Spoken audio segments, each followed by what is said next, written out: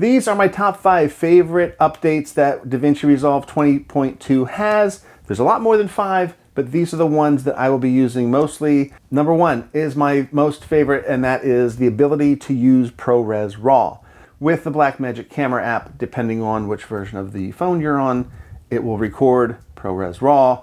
Using the color managed setting, you already have an image to work with. It just gives you that much more flexibility to record with. It always looked good, but I always felt like I was getting sort of an HDR look, which is what it was going to transcode to in DaVinci Resolve before this update.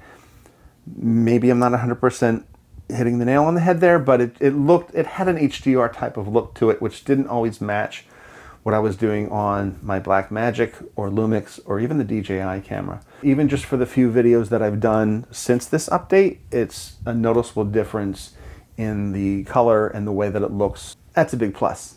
Thank you, DaVinci Resolve. Next is going to be source and track patching.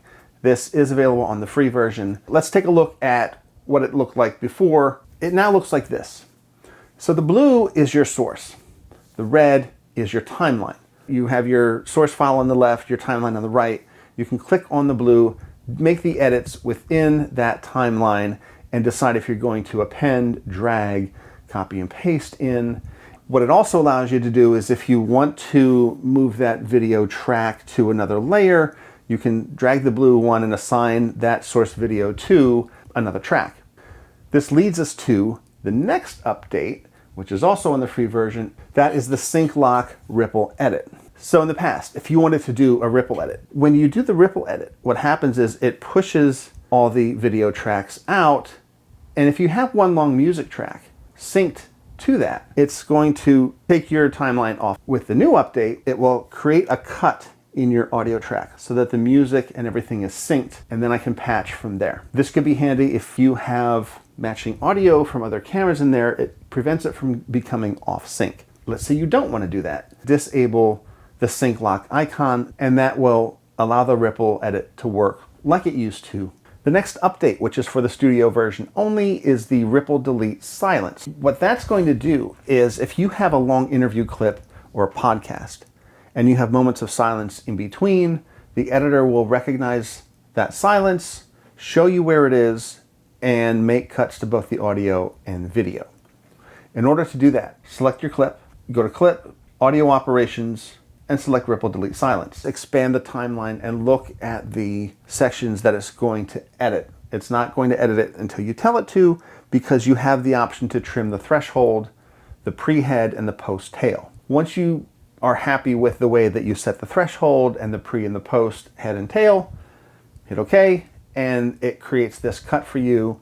It's very handy, especially in long interviews when there's a lot of silence. If you want the ability to have separate clips to use for shorts. Number 5 is the cinematic haze.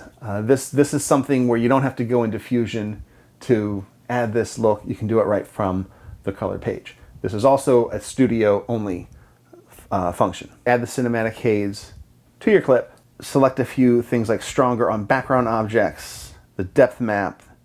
You can change the far and near limit.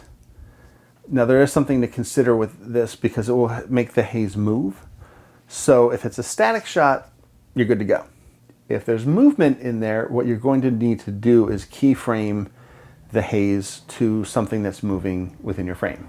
This is really cool to give it like an early morning foggy look. If you're looking to do something eerie or ominous, it's a really cool thing to have. So those are my top 5. And by top 5, I mean these are the ones that I will probably utilize the most with this update. There's certainly a lot more that they did with this update with custom metadata. With the Blackmagic camera app, they also did a major update. It's now version 3. I made a tutorial on that somewhere up here. That app is free, which is amazing. It's a great app. They don't want a subscription. They don't even want 99 cents from you. It's totally free, and you should go and use it and check it out because it's a handy tool to have. It's iPhone and Android, and they even made some changes for the Android version that they didn't make on the iPhone. So, see that? Equal opportunity. Thank you so much for watching. I appreciate you. Thanks. Take care of yourself.